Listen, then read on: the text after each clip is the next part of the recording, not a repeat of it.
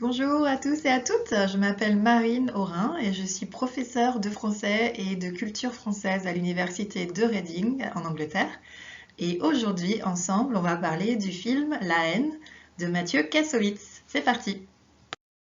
Alors, voici les trois questions auxquelles on va répondre. Quel est le contexte socio-économique du film? Quels sont les thèmes principaux? Et enfin, comment expliquer le titre du film? Donc, vous pouvez poser la vidéo et vous poser ces trois questions, essayez d'y répondre avant de voir les réponses avec moi.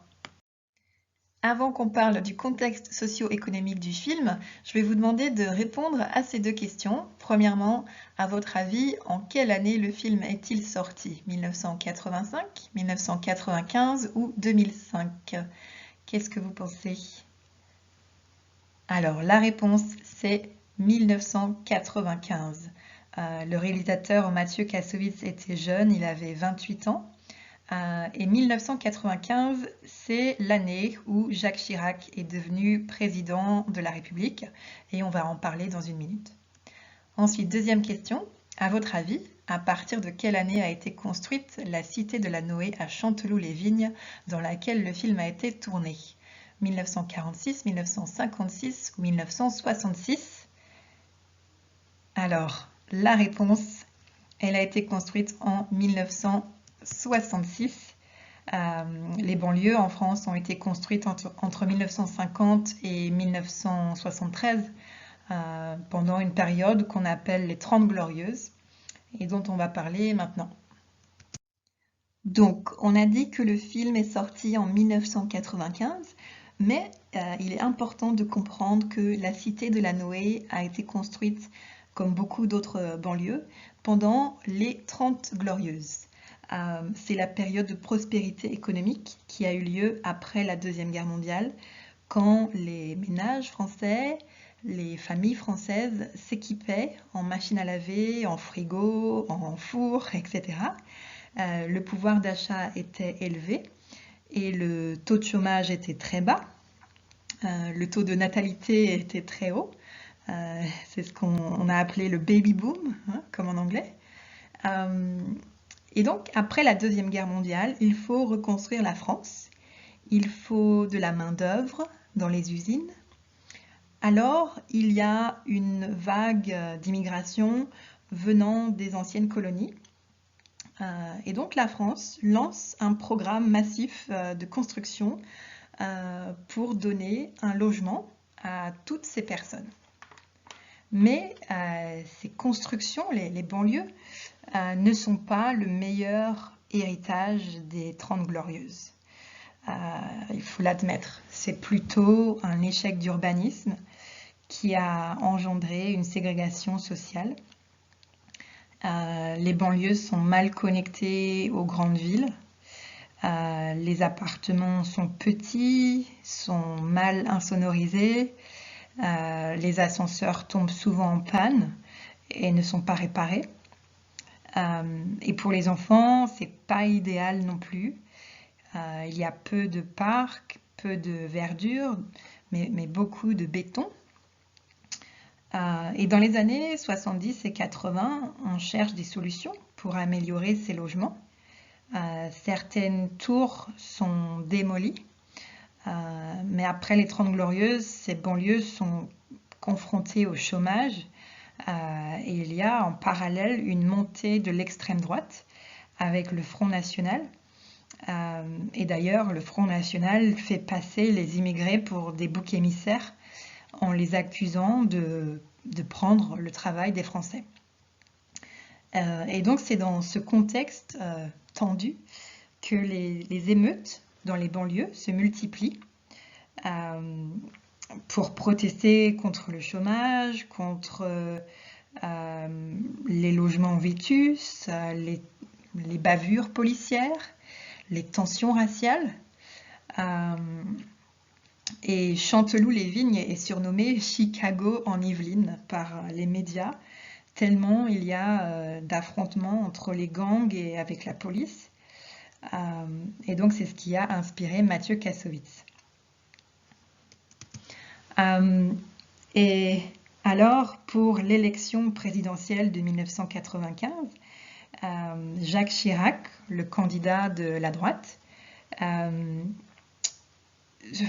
construit sa campagne électorale sur cette expression, la fracture sociale, c'est-à-dire la division de la société française. Il reconnaît que les banlieues sont isolées du reste de la société et ne sont pas représentées politiquement. Mais il n'a pas résolu le problème des banlieues, malheureusement. Mais le fait de parler de cette fracture sociale lui a permis certainement de gagner l'élection présidentielle. Et dans le film, La haine, c'est exactement de cette fracture sociale dont on parle.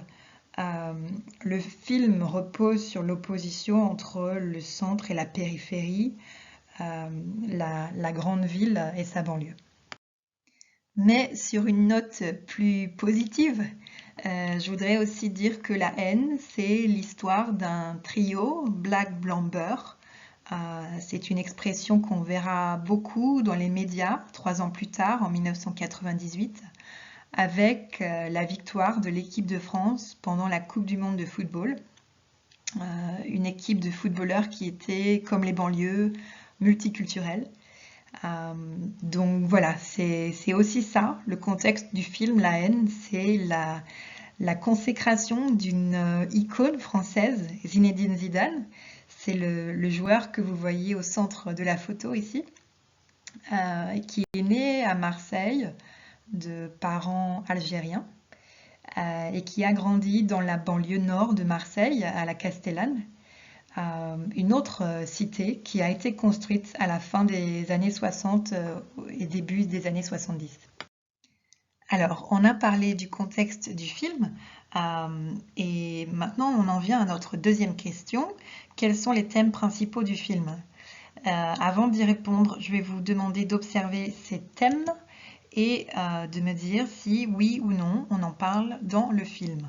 Donc vous pouvez poser la vidéo, juste 1 minute si vous voulez, et je vais répondre à la question. Alors, on ne parle pas de football. Par contre, l'opposition entre la banlieue et la ville, c'est le thème principal et on va en parler dans quelques secondes. On parle aussi de violence, de rejet. Les 3 personnages principaux sont constamment rejetés par la société. On parle d'origine ethnique et de religion aussi.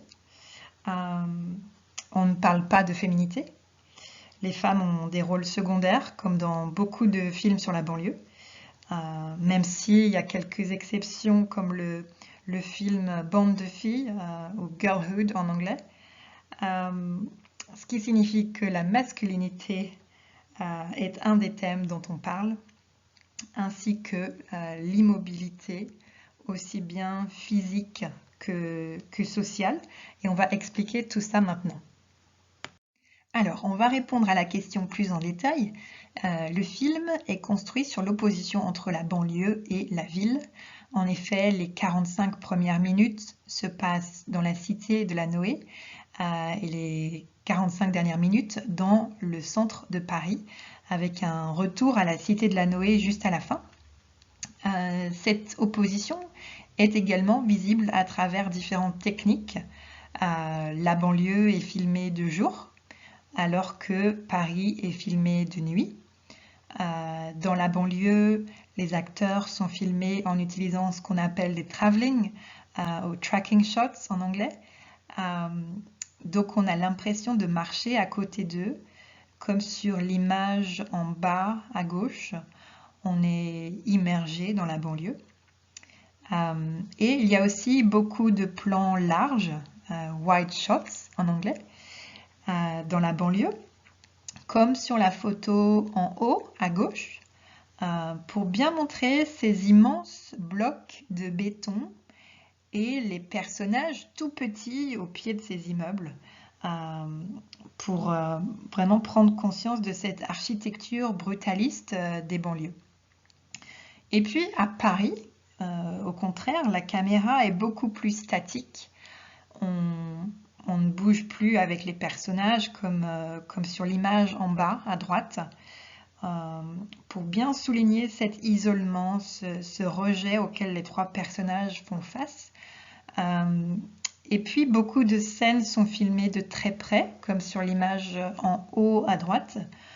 On ne cherche pas à montrer la beauté de Paris et de son architecture. Au contraire, on montre ici que c'est un environnement hostile pour les trois personnages. On constate aussi dans le film que les trois personnages sont constamment rejetés, que ce soit dans leur propre banlieue, quand ils sont chassés du toit d'un immeuble par la police, ou que ce soit à Paris, quand ils sont expulsés d'une galerie d'art, ou quand Vince n'arrive pas à rentrer dans un nightclub. Saïd essaye aussi d'éteindre la tour Eiffel en claquant des doigts, mais elle lui résiste, elle est comme indifférente. Et donc bien souvent, ils finissent par se poser là où ils peuvent, mais par terre très souvent. Ils essayent de se réapproprier l'environnement autour d'eux et ils sont assez créatifs avec cet environnement. Par exemple, ils se retrouvent entre jeunes dans un marché couvert qui est fermé. Et donc c'est le concept de zoning qui est décrit par Adrian Fielder dans le livre Cinema and the City, que je vous recommande. Et donc dans ces scènes où on les voit traîner assis par terre, on souligne aussi bien leur immobilité physique que sociale. Ils pourraient être en train de travailler ou d'étudier, mais on ne les voit pas dans ces situations dans le film. Donc il n'y a pas d'ascension sociale, l'ascenseur social est en panne. Ce film repose sur un trio black, blanc, beurre. Il faut noter qu'avant 1995, donc avant La Haine, il n'y avait pas de personnage principal noir dans un film de banlieue. Ils avaient toujours des rôles secondaires. Donc La Haine est un tournant. C'est aussi un film qui montre bien que la délinquance n'est pas liée à une certaine ethnicité ou une certaine couleur de peau ou religion, contrairement à ce que certains médias ou certains partis politiques pouvaient dire à l'époque. Et donc il n'y a pas de stigmatisation d'une certaine ethnicité ou d'une certaine banlieue. Ça pourrait être n'importe quelle banlieue multiculturelle en France. Et d'ailleurs, le film est en noir et blanc, ce qui le rend vraiment intemporel et universel. Et enfin, je vais parler des thèmes de la masculinité et de la violence. Il est clair que dans les années 90, les films de banlieue étaient dominés par des rôles masculins et la figure du père était généralement absente, comme dans La Haine. Et donc les jeunes se retrouvent dans la position de devoir subvenir aux besoins de leur famille. On voit par exemple Hubert qui vend de la drogue pour ensuite donner de l'argent à sa mère. On les voit aussi comme étant très machos dans leur comportement et dans leur façon de parler. Ils veulent grandir trop vite et ils inventent des mensonges comme Vince qui dit qu'il a déjà conduit une Mercedes alors qu'en réalité il ne sait même pas conduire. Ils sont aussi très protecteurs de leurs sœurs comme s'ils étaient la figure paternelle de la famille. Et puis il y a aussi beaucoup de violence verbale et physique associée à cette masculinité, que ce soit à travers les émeutes au début du film, ou les images violentes à la télé, ou le fait que Vince porte une arme pendant presque tout le film. Tout ça entretient le suspense narratif. Et on peut voir que les enfants copient ce comportement violent dans le film pour être à leur tour acceptés par les aînés. Et c'est comme un rite de passage. il faut apprendre à jouer les caïds pour se faire une place dans la banlieue. Alors, on va conclure avec une réflexion sur le titre du film. La haine, c'est un nom abstrait, c'est un sentiment. On peut se poser la question, qui est le sujet ou l'objet de cette haine? Hubert dit dans le film que la haine attire la haine. Hubert, c'est le personnage qui apporte de la sagesse, c'est celui qui semble le plus mûr. Et effectivement, dans le film, la haine, c'est le sentiment qui domine, surtout à travers le personnage de Vince, qui n'arrête pas de dire qu'il va tuer un policier pour venger un jeune qui est mort pendant les émeutes. Et la scène finale confirme que c'est un cercle vicieux, puisqu'a priori, il y a une autre bavure policière à la fin du film, c'est ce qu'on comprend. Et puis, l'écran devient noir et on entend un coup de feu, ce qui nous laisse libre d'interpréter ce qui s'est passé. La fin reste en suspens et on ne sait pas si Hubert a tiré sur le policier, mais on peut imaginer ce qui va se passer. Probablement d'autres émeutes, d'autres violences. Donc la question qu'il faut se poser, c'est comment on arrête ce cercle vicieux, comment on met fin à cette violence d'un côté comme de l'autre, et est-ce que la situation aujourd'hui est différente, plus de 25 ans après le film. Donc je vous laisse y réfléchir. Alors merci d'avoir écouté cette petite présentation. Si vous souhaitez explorer le thème de la banlieue un peu plus, je vous recommande d'écouter la chanson Petit Frère de I.Am, qui est sortie en 1997, donc 2 ans après le film La haine, et de regarder son clip. C'est une chanson de rap très connue en France. Et quelque chose de plus récent, je vous recommande de regarder le film Les Misérables de Lajli, qui est sorti en 2019 et qui a été récompensé au Festival de Cannes. Ça vous permettra de voir si la situation a changé dans les banlieues ou pas.